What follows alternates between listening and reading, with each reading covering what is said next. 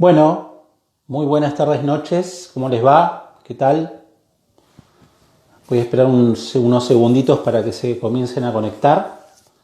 Eh, Tuvimos un salto cualitativo porque resulta que hace 2 semanas yo andaba de viaje, estaba volviendo a Río Gallegos, de donde soy oriundo, y estaba prevista la charla con Andrea Ceballos. Íbamos a hablar sobre Judith Butler y no lo pudimos hacer porque el wifi no era muy bueno, o sea, era bastante malo, de hecho no me permitió la conexión. Así que lo reprogramamos para el sábado que viene. Así que bueno, mi nombre es Antonio Andrade. Estamos planteando desde hace un tiempo estas charlas llamadas antipatriarcas en el contexto de este libro, Viento es, ¿sí? De mi autoría, que ya van quedando pocos ejemplares, les cuento, por suerte. La verdad que ha tenido una muy buena recepción. Y en el transcurso de estas charlas ya tenemos muchas previstas. Hemos dialogado ya empezamos con el arte, con la literatura, con Natalia Bericat, y continuamos con Rubén Fernández, que tiene un grupo acá en Santa Cruz de personas que ejercen violencia, hombres que ejercen violencia. Luego continuamos con Jessica Silvestri para un poco dialogar sobre el rol de las mujeres en la filosofía. Continuamos con Sara Delgado en enero. Primero con el doctor Daniel Baño Sufía. Dialogamos en una muy linda charla sobre la ley 26485. Luego con Sara Delgado sobre un poco el periodismo, el rol, la perspectiva de género en los medios de comunicación. Ese fue el título. En febrero estuvimos charlando con el doctor Estola, que hoy por hoy ha estado dialogando con muchos medios de comunicación por este terrible suceso que ocurrió durante la semana. Y bueno, vamos a continuar. Hoy el invitado es el doctor Diego Ortiz, ¿sí? Ahí ya está conectado. Hola Andrea, ¿cómo estás? ¿Qué tal? Un gusto que estés en la charla. Pero esto va a continuar, les cuento para que ustedes sepan, y ya lo vamos a hacer pasar al doctor Diego Ortiz para charlar. La semana que viene, como les decía, reprogramamos la fecha con la profesora en filosofía Andrea Ceballos, que tiene su Instagram Amor por la Filosofía. Vamos a estar hablando de Judith Butler. El 18 de marzo, es un viernes, vamos a estar charlando con Silvina Comachi, que es una militante ecofeminista de Piedrabuena. Vamos a hablar sobre ecofeminismo justamente. El 2 de abril vamos a estar hablando con la doctora Carolina Rodríguez, que administra el sitio de Instagram Abogadas Feministas de AMBA. Con ella vamos a estar charlando sobre este nuevo titular hoy, que es el tema o este nuevo norte, que es una justicia feminista. ¿A qué se refiere? Vamos a desmenuzarlo. Vamos a continuar el 23 de abril con la profesora Jessica da Rosa, que administra el sitio Filosofía para mis Amistades. Vamos a estar charlando sobre Simone de Beauvoir, sobre su obra, sobre su marco teórico, sobre su libro, su famoso libro El Segundo Sexo. El 7 de mayo vamos a estar hablando con Guadalupe Malamud sobre la ESI, es especialista en ESI, y dirige el sitio Hablemos de ESI para Decidir. Y el 21 de mayo vamos a estar charlando con Guadalupe Odiar, que tiene también un sitio que ustedes pueden visitar, que se llama Biblioteca Ambulante Feminista. Así que bueno, ahora sí, sin más preámbulos, vamos a invitar al doctor Diego Ortiz. A ver. Doctor Diego. Estamos con... Ahí está. Ahí salió la invitación. Hola, Diego, ¿qué tal? ¿Cómo ¿cómo estás? están? Acá acomodándome el pelo, aprovecho, uso la cámara La cam- uso la cámara de espejo. Bueno, muchas gracias por haberte interesado en la charla. Vamos a acomodar un poco acá, ahí. Este, ¿Estuviste con actividades hoy comunitarias, puede ser, con talleres y demás?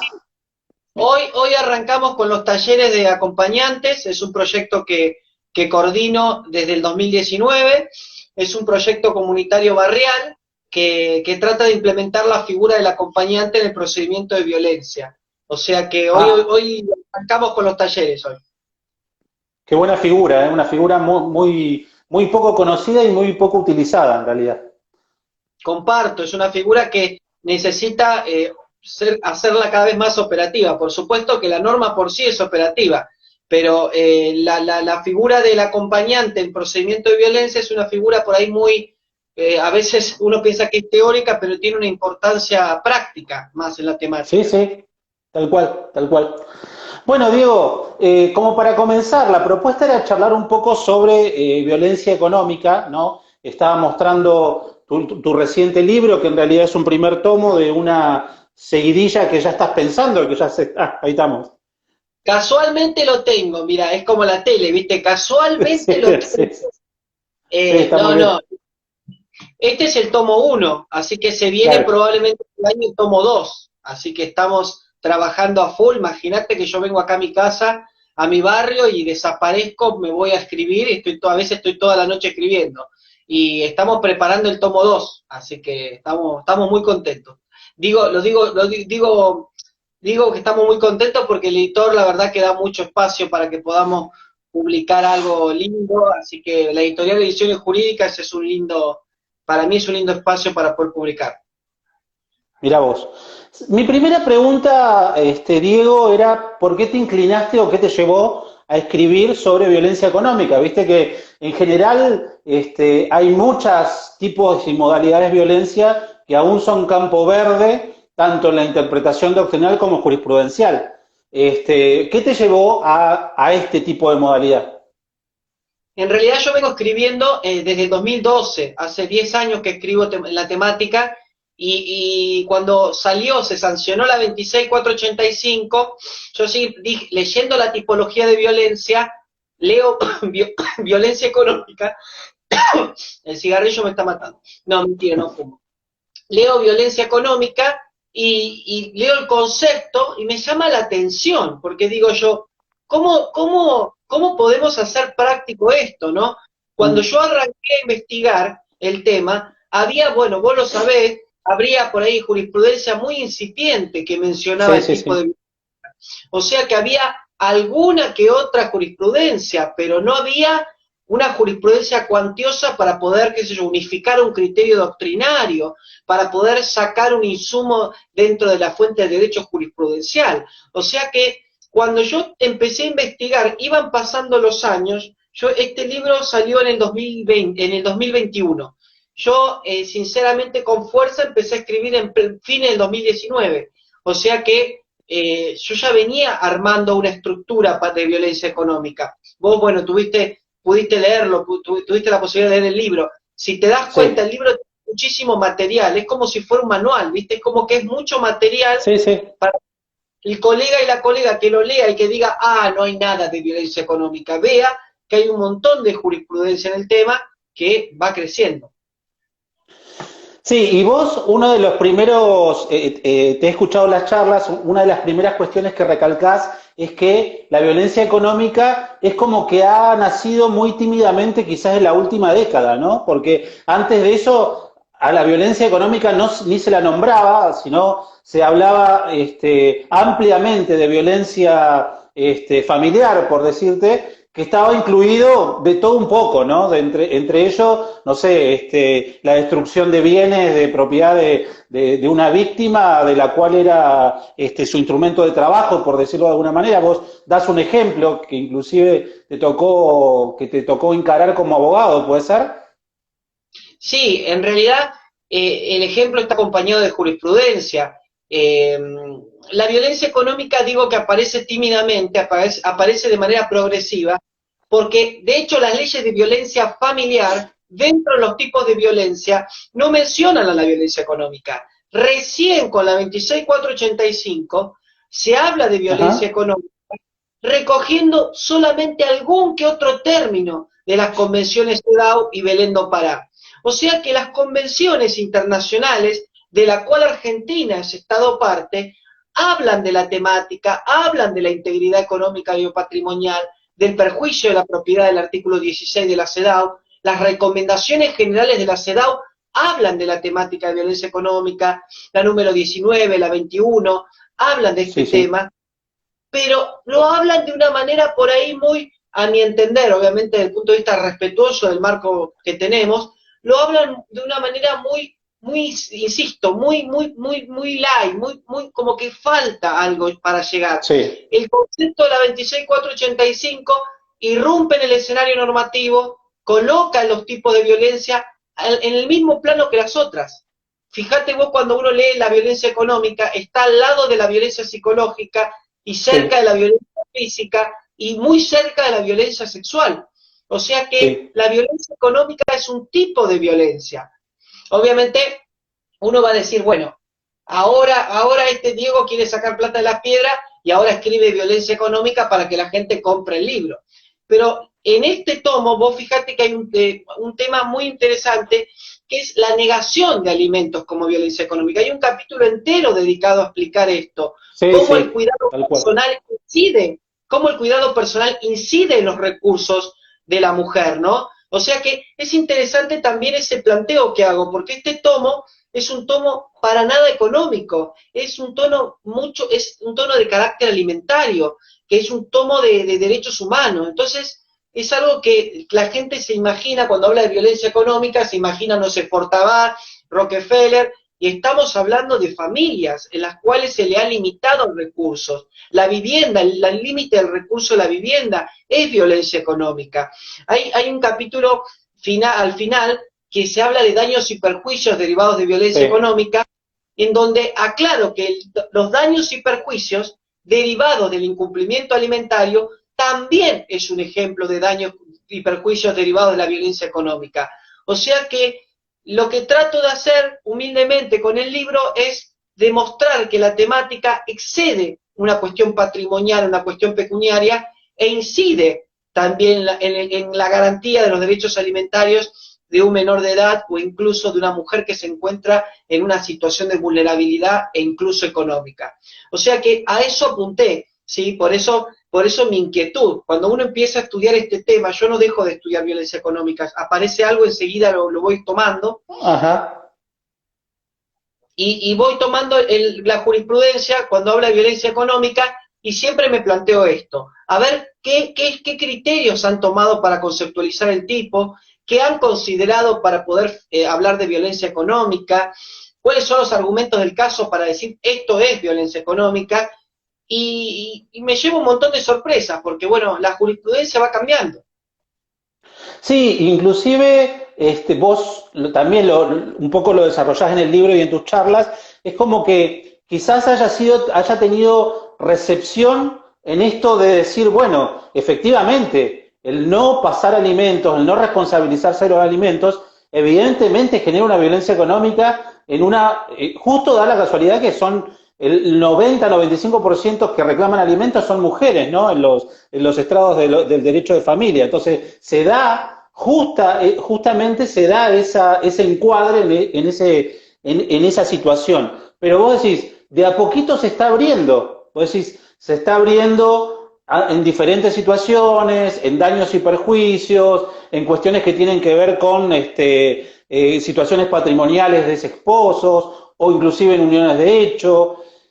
Y otra cuestión, hay que recalcar que al ser un tipo de violencia económica, de violencia de género, también puede ampliarse a otro tipo de modalidades de violencia, ¿no? Que eso también es un campo verde. Estoy hablando en violencia institucional, en violencia laboral, en violencia institucional, ya la dije creo, pero la verdad que es como que estamos en la puerta de algo que puede llegar a explotar de alguna manera, ¿no?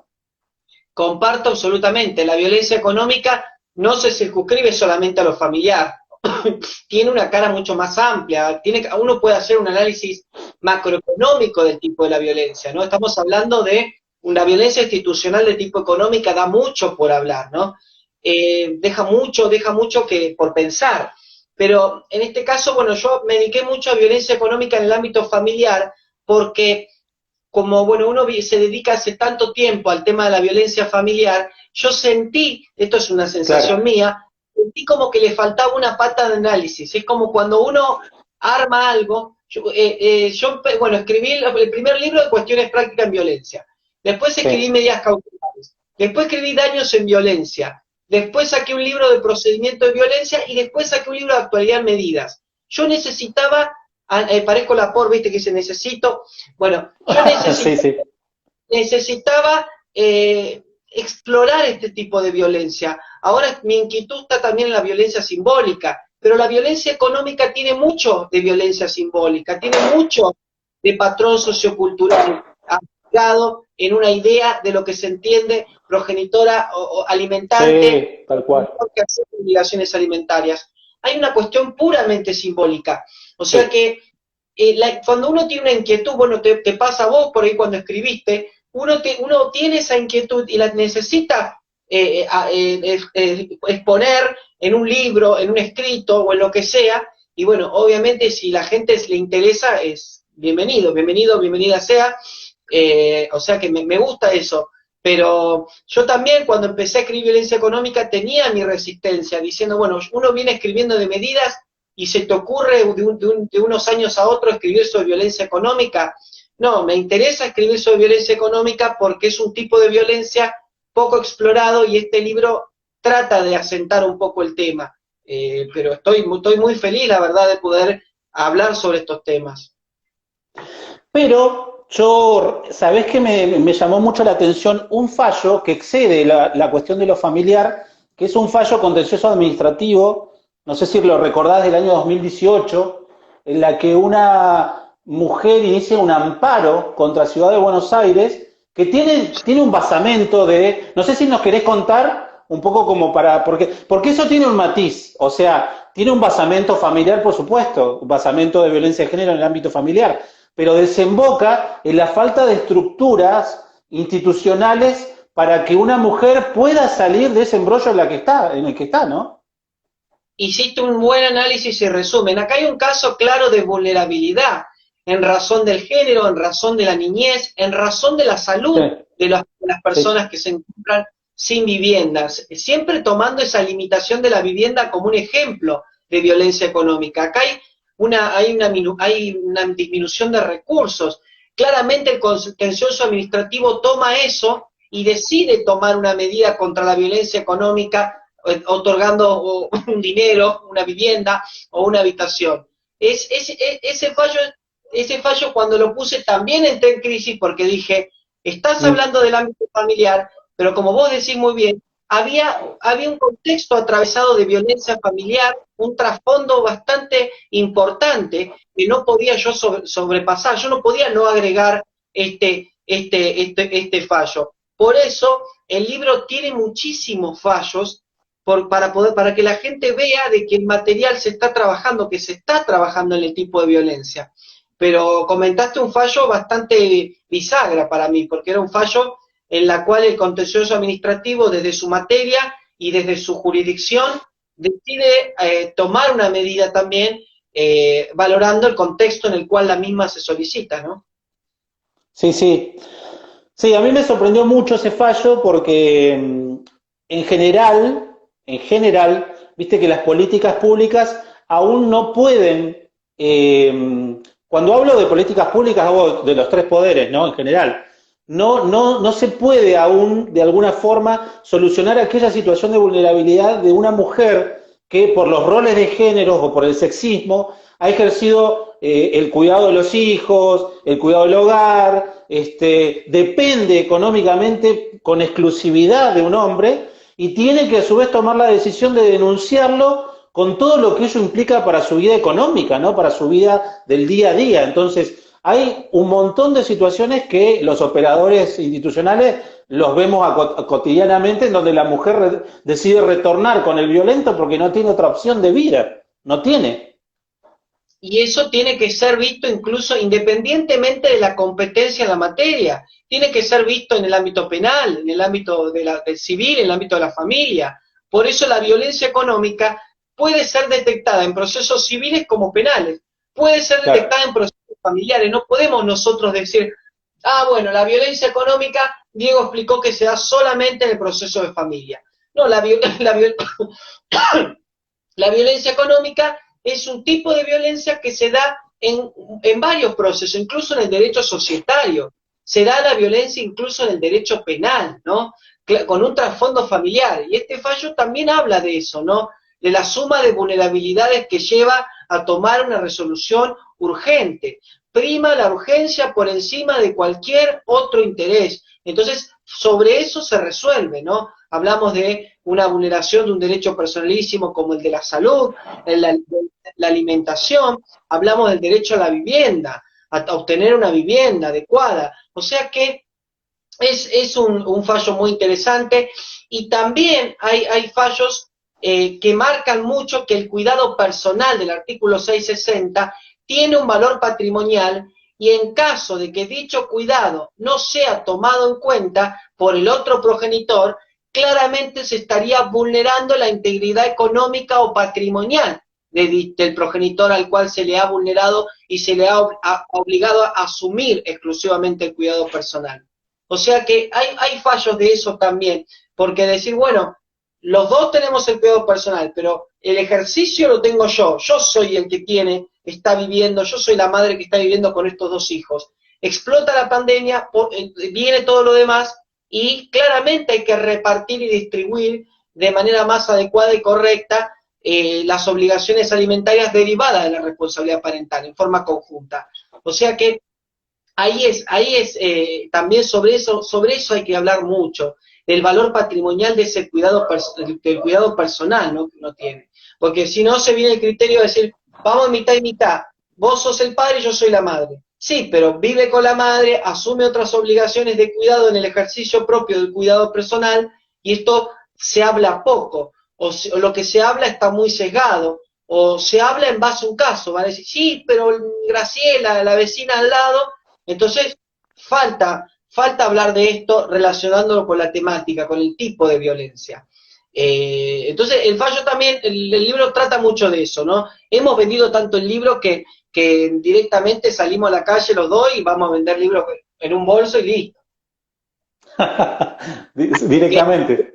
Otra que en Santa Cruz, que la casa de Santa Cruz, cuando fuimos, vendimos libros. Claro, claro. Como locos. Como locos el libro. Pero bueno, más allá de eso, hablemos del tema violencia económica, habla también de la postura, de las opiniones y de la formación que uno tiene en el tema, ¿no? Claro. O sea que no está mal que hablemos de este tema, está mal que lo invisibilicemos, está mal que naturalicemos el maltrato económico, eso sí está mal, pero como decía un amigo, un colega, me dice, no todo es violencia económica, está bien, pero cuando hay violencia económica yo debo detectarla y debo intervenir, porque si yo tomo solamente la violencia desde el punto de vista físico y tomo lo psicológico, estaría atentando contra el ejercicio de un derecho total o parcial de una persona a la cual se le ha vulnerado sus recursos económicos. Está bien, claro, pero ahí tenés un planteo patrimonial, me puede decir. Yo digo, bueno, eso es un gran prejuicio, tener en cuenta que todo lo que sea violencia económica no pertenece a la temática. Si la propia 26485, el artículo 26, dentro de las medidas preventivas urgentes, da medidas relacionadas a la violencia económica. Sí, ya total. Cuando la ley 26485, dentro de la tipología de violencia, incluye la violencia económica. Las convenciones internacionales toman la integridad económica como parte de la temática. Entonces ya pasa por un perjuicio personal, profesional que uno tenga de no tomar la temática de violencia económica como parte de lo mismo, ¿no? Entonces eso también hay que tener cuidado, porque a mí me ha pasado decir, no, esto es un planteo patrimonial, no estamos hablando de violencia. Yo les digo, ojo, si se está vulnerando la integridad económica o patrimonial, claramente estamos hablando de violencia. Por ahí la violencia económica va en convergencia con otros tipos de violencia, la violencia psicológica, ambiental, pero no podemos desconocer de la existencia de un tipo de violencia como es la violencia económica.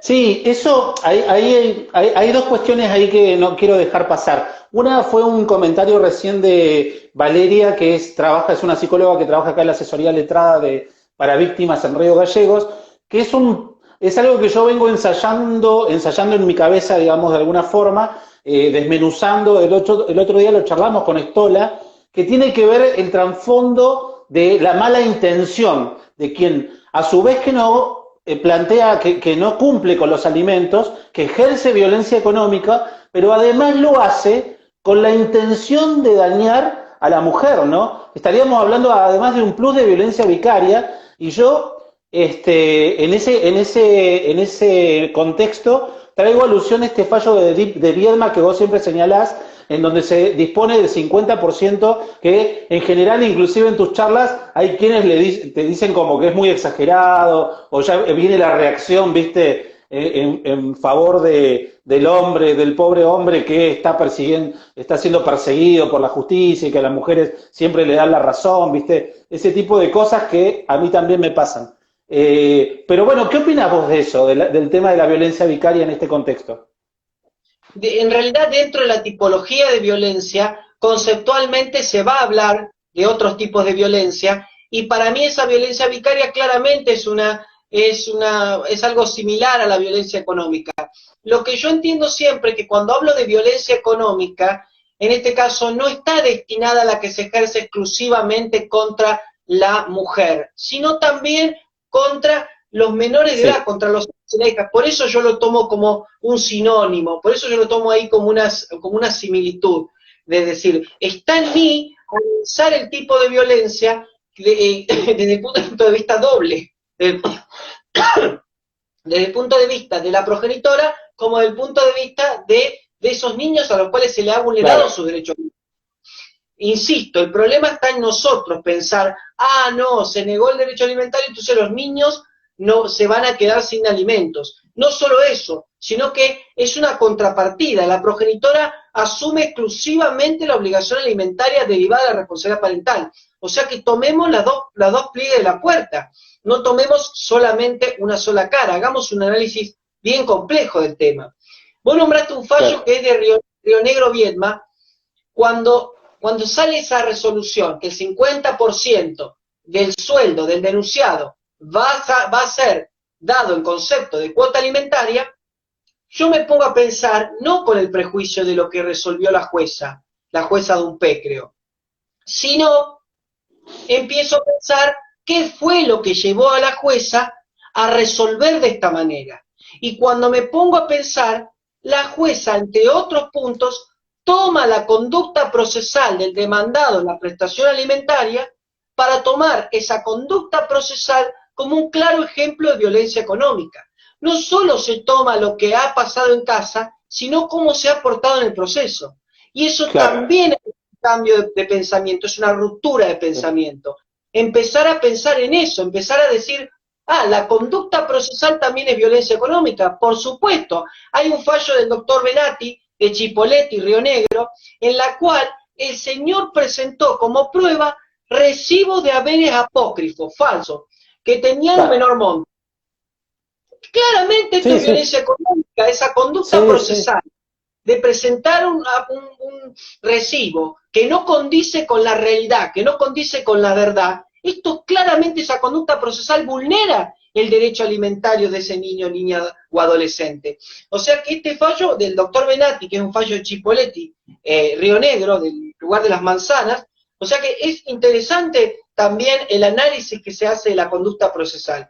Y este fallo de Viedma yo lo nombro hasta el hartazgo, porque es un ejemplo de empezar también a hacer doctrina con los fallos, ¿no? Empezar también a mover un poco las estanterías de la temática, ¿no? Y bueno, yo lo uso muchísimo al fallo ese de Río Negro. Río Negro, bueno, ha tenido en los últimos años una jurisprudencia más que interesante. Córdoba también ha sido una provincia interesante. Santa Cruz y Santa Fe son provincias señeras en la temática, y Mendoza, bueno, hay cosas más que interesantes en las provincias de nuestro país, pero me interesa recalcar esto también. Cuando uno ve una resolución que le llama la atención, empecemos a preguntar qué fue lo que llevó a la autoridad judicial a resolver de esta manera. Sí, y vos sabés que, un poco volviendo atrás, unos pasos atrás de lo que estábamos charlando, me surgía y vuelvo con el fallo del contencioso administrativo, en el que la lectura de lo que vos más o menos describís, surge que la mujer estaba desesperada porque le iban a desalojar, iba a quedar afuera quién sabe dónde, y ella intentó que de alguna forma se le asesore sobre qué hacer, ¿no? Si era por acá o era por allá, y en todos los ámbitos que tenían algún tipo de actuación, que ya estaban actuando, le decían, no, eso es patrimonial, eso es de vivienda, ahí hay un desalojo. O sea, le iban como poniendo barreras sobre lo que no se podía hacer, hasta que llega esta posibilidad del amparo, ¿no? Pero también me parece que todas estas temáticas son tan complejas y hay que tener una visión tan de intersección, ¿no? Que va atravesándose por un montón de situaciones y por un montón de vulnerabilidades y modalidades de violencia que requieren una capacitación permanente, ¿no? De todos los integrantes, por lo menos en este caso, del Poder Judicial. Este fallo también muestra mucho de la violencia institucional, ¿no? Del coartar un circuito de atención. El Exacto. acceso a justicia en la temática no implica solamente la toma de una denuncia, implica también el suministrar los recursos jurídicos e institucionales que puedan surgir para poder de alguna manera realizar un reclamo, preguntar, ver cuál es el recurso adecuado. El fallo habla también de esa violencia institucional, pero bueno, son fallos que uno los tiene, por eso digo, lo tenía que poner en el libro, necesitaba poner en el Sí, libro un fallo de ese estilo. Y hay fallos incluso hay fallos de muchísimas provincias, te has dado cuenta que las provincias sí. cuando hacen sus fallos marcan también su propia idea, sus propias posturas con respecto al tema. O sea que yo me acuerdo de una jurisprudencia cordobesa de San Francisco, Córdoba, en la cual también se habla de violencia institucional. La mujer denunciante era policía y hace una denuncia, solicita el levantamiento de las medidas porque necesitaba que le devuelvan el arma. Entonces Ujú. el comisario, por protocolo cordobés, le retiene el arma a la mujer denunciante, también al denunciado. La mujer necesita trabajar. Entonces le pide que se levante la medida provisional de acercamiento para que le devuelvan el arma. Entonces la justicia resuelve que no podemos ejercer una acción contraria a una acción positiva con perspectiva de género. En este caso hay un claro ejemplo de violencia institucional, porque el comisario le retiene el arma, porque el protocolo lo decía, limitándole la posibilidad de poder generar un recurso. Entonces, decide la autoridad judicial encuadrar el caso como violencia familiar, como violencia institucional, y habla también de tipo económica. O sea que ese fallo de San Francisco Córdoba es muy, muy gráfico. La mujer, no, encima no es que ella pide el levantamiento de la medida porque la violencia había cesado. No, pide el levantamiento de la medida para que le devuelvan el arma. Ella era policía, para que ella pueda hacer adicionales y laburar. Entonces, la violencia continúa, el fallo uno lo lee, la violencia continuaba. La seguía hostigando, persiguiendo, acosando, pero ella necesitaba trabajar. Se resuelve devolverle el arma y mantener la medida, mantener la provisión de acercamiento y contacto, porque el riesgo seguía subsistiendo. Entonces, también hay que remarcar eso en este tipo de fallos, donde se va generando doctrinas, formas de pensar. Bueno, como todo fallo, uno lo sabe, uno está a favor o en contra, pero nos Sí, da sí. ciertos momentos para poder seguir pensando, ¿no? Yo quiero señalar otra, ahí estaban preguntando cómo se accede al fallo, yo después me comprometo a charlarlo con Diego para puntualizarlo y en los comentarios de este video colocamos los links o lo que haya que poner para que sea más fácil la comunicación, ¿no? Eh, yo quería recalcar algo que vos en tus charlas y siempre, y en el libro creo que está también muy bien orientado, que es el tema de la responsabilidad profesional, ¿no? Más allá de la judicatura, más allá de la magistratura y demás, que es una obviedad, recalcar la importancia de que los letrados que se van a presentar a los tribunales puedan, de alguna forma, entender todas estas diferenciaciones, argumentarlos, ¿no? Traer a colación tal o cual doctrina o jurisprudencia, y de paso señalo un fallo también de que vos mencionás en el libro, que es de Santa Fe del 2017, en el que el tribunal alude al abogado que se hace un montón de preguntas que son hasta ofensivas con la víctima, ¿no? Que hablan como de... Sí, Un fallo difícil de encontrar. Vos sabés que ese fallo siempre me lo preguntan, porque piensan que es mentira. Yo le dije, Es un claro ejemplo de violencia económica en un ámbito laboral. Es un abogado que persigue a una abogada y le roba una cédula en el baño. Entonces limita su posibilidad de trabajar. El abogado mismo la Tremendo. interpela, la cuestiona a la mujer. ¿Qué? ¿Acaso yo te violé? ¿Acaso yo te puse Sí, en una tercera persona? Es totalmente invasivo, es peyorativo, negativo. O sea que este fallo, como que lo nombraste y te agradezco, es un fallo que siempre me lo pide. Yo lo puse como para poner algo adicional, como un corolario. Entonces, pero cuando este fallo lo nombran, o yo mismo cuento la historia, muchos me miran con desconfianza como diciendo, a ver dónde está el fallo, a ver dónde está el fallo. Entonces yo cuando muestro la cita, el fallo existe, es un fallo real, es una persecución constante por parte de un letrado a una letrada. O sea que hay una cuestión muy, muy agresiva, más allá de la labor profesional de cada uno, no estoy discutiendo eso.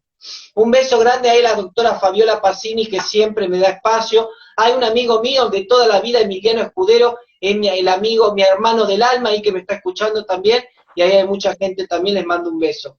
Sí, sí, de paso yo vi también, le mando un saludo a Sabrina Granero, que vos la conocés, la doctora Granero nos está escuchando, parece, así que sí, hay mucha gente interesada. La verdad que un sábado a las 8:30 de la noche estar hablando de violencia económica y que te escuchen 24 personas, 25, 30 es un logro. ¿Eh? tenemos buen rating, tenemos buen rating. Sí, sí, sí, tal cual.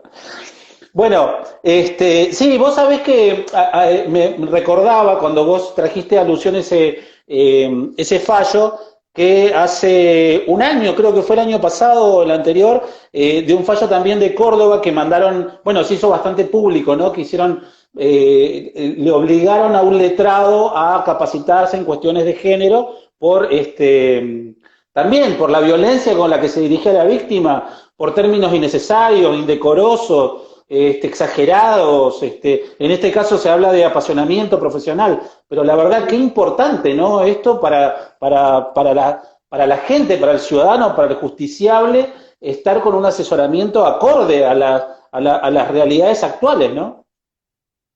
Es un fallo de Río Tercero, Córdoba, donde se Ajá. habla de un lenguaje androcéntrico. Claramente se manda a capacitar al letrado por una cuestión en donde la contestación de la demanda denotaba situaciones encuadradas como de violencia simbólica.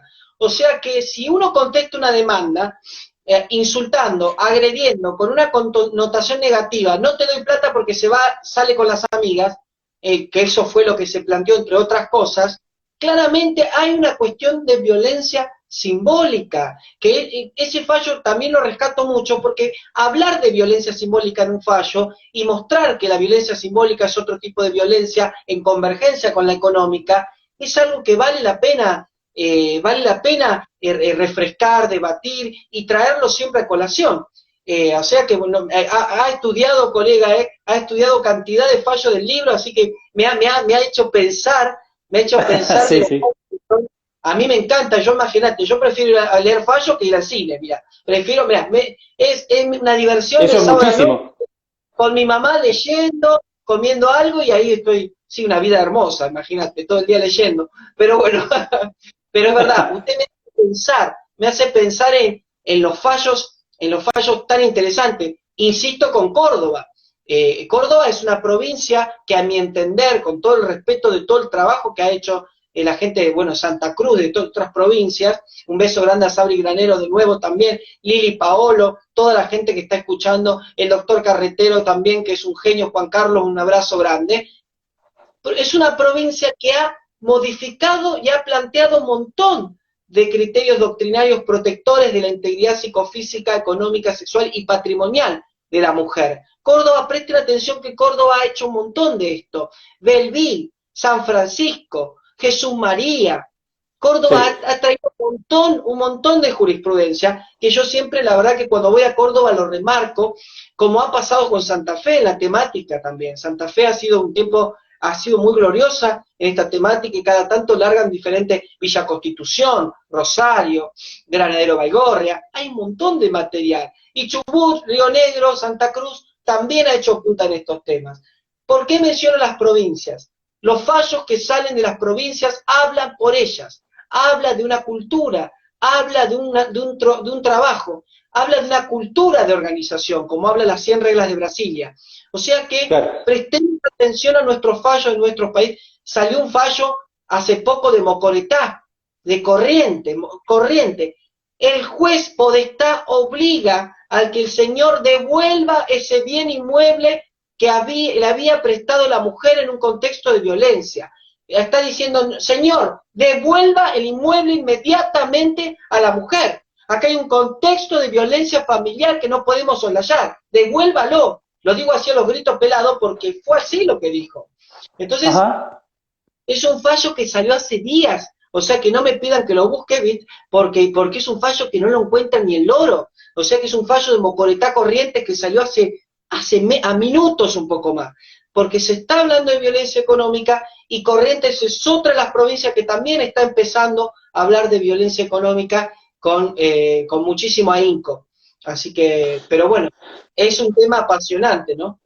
Claro, yo quería remarcar en relación a esta interpretación también que se va dando tímidamente, pero ya ahora en forma expansiva, que tiene que ver con las medidas conminatorias. O sea, cuando se aplica, cuando se corrobora ya que hay incumplimiento de cuestiones alimentarias o de cualquier otra índole que genera efectivamente violencia económica, los tribunales han empezado a hacer una variedad, una maqueta de diferentes tipos de medidas para conminar al que está incumpliendo para que efectivamente cumpla, ¿no? Vos ponés una serie que creo que uno de los primeros que se dio a conocer ha sido el de Rosario, de Santa Fe, ¿no? El que no podía se le prohibió la salida del país y a partir de allí esto como que se ha reiterado y hoy es ya de bastante cotidianidad, por decirlo así. Hay fallos tucumanos, hay fallos, bueno, uno de los jueces señeros, el ex juez Alessi, doctor Ajá, Alessi, ha impuesto, bueno, hay fallos tuyos también, habla también de las sí, medidas discriminatorias. Insisto con esto, yo soy muy respetuoso cuando hablo de la temática. La medida combinatoria es una institución de derecho procesal que existía antes, tiene más años que la carapela, como dice. No exacto. estamos tratando un tema. Lo que estamos generando, pensando, que esas medidas combinatorias también pueden ser mecanismos coactivos para poder frenar una situación de violencia económica. Ha pasado que cuando hay intimaciones previas, recurrentes y continuas, y no tienen ningún tipo de resultado, tienen un resultado negativo, o se ha impuesto alguna medida que el denunciado o demandado la ha burlado de manera continua y regular, hay que poner un freno en otro polo, en un polo mucho más coercitivo y coactivo, y por eso aparece en el escenario jurídico las medidas conminatorias, cuyo artículo 553 del Código Civil y Comercial lo pone, le da un plafón en el Sí, Código de Fondo, le da un sostenimiento en el Código de Fondo para poder dar lugar en un marco de razonabilidad a la autoridad judicial para que pueda resolver este tipo de medidas. O sea que esto, ¿sabe por qué lo digo? Lo digo porque siempre cuando hablo de estos temas, siempre hay alguien que por debajo me saca el cuero y dice, uy, qué invento, qué medidas culminatorias, sí, ahora sí, que quieren sí, meterlo sí, al señor, al sí, pobre sí. señor lo quieren meter preso. Son resoluciones que, obviamente, artículo 3 tienen que ser fundadas, el mecanismo procesal existe, y la temática de violencia económica existe. O sea que, por eso yo le pongo fuerza cuando explico esto, este tema, porque es uno de los temas que suele ser un poco tabú. Siempre cuando hablan de violencia económica me ha pasado gente que me ha dicho, habla lo último para que no genere debate. Entonces digo, no, no, voy a hablar, voy a decirlo y voy a Claro. discutir. Así que, Sí, sí, pero sí. no, Sí, sí, sí. mucho. Yo he visto charlas tuyas que se han puesto candentes porque justamente sale la reacción, ¿viste? Esto que te comentaba de decir, bueno, pero los hombres también son víctimas de violencia. Empezamos con todos esos mitos, ¿viste? Que en realidad tienen que ver con una cuestión de reaccionaria, básicamente, ¿no? Y con no terminar de tomar conciencia de género, porque es eso, ¿no? No terminar de sensibilizarse con la temática. Sí, bueno, hoy tuvimos un taller de violencia de género con vecinas del barrio, más de 25 personas en un taller un sábado a la tarde, es un éxito, fue hermoso el taller y surge claramente estas cuestiones. Y yo siempre digo, analicemos la violencia económica desde un plano de los derechos humanos sin desconocer la perspectiva de género y sin desconocer la perspectiva de los derechos humanos de las mujeres. Eso no significa que uno no pueda hacer otro tipo de análisis, pero hay que tener mucho cuidado con eso, porque yo no puedo hablar de violencia de género y violencia contra el hombre en el mismo plano conceptual, procesal y de fondo, y estructural. Sí. Hay una desigualdad estructural clara, eso implica la violencia de género. Estoy quedándome con pocas señales, así que me parece que me estoy quedando con muy poquitas señales y me está por cortar. Pero eso quiero remarcar. Bueno, entonces si te estás quedando con poca señal, vamos redondeando. Yo lo único que quería por ahí culminar era conocer un poco, que nos cuentes mínimamente cuál sería el segundo tomo, de qué trataría así a grandes rasgos. Segundo tomo, violencia económica en el régimen patrimonial del matrimonio, en la unión convivencial, violencia económica en el derecho societario, violencia económica en la disolución de la sociedad de hecho entre convivientes. Se viene un tomo 2 con todo, con todo, y bueno, yo estoy a full escribiendo desesperado, así con todo, con los pelos parados, porque no paro de escribir y de pensar. Claro, claro, claro. Bueno, estamos los dos en la misma, porque yo estoy escribiendo la segunda parte de Viento Es, también desesperado porque ya empiezo a trabajar, todavía estoy de feria, así que quería terminarlo antes, no voy a poder, pero bueno, en eso estamos. Lo último lo último que quería decir es agradecerte por esta charla que tuvimos, que fue bastante intensa, así que bueno, te dejo un saludo y seguimos en contacto. Muchas gracias, gente. Yo estoy acá en el barrio, por eso se me va cortando de a poquito. Les mando un beso grande y muchas gracias por el apoyo. Voy a estar en Jujuy la semana que viene hablando sobre violencia económica y les voy a contar después todas las novedades que surgieron del tema. Muchísimas gracias. Muchas gracias por el espacio. Muchas gracias. Un abrazo. Gracias, gente. Abrazo. Muy amable. Gracias.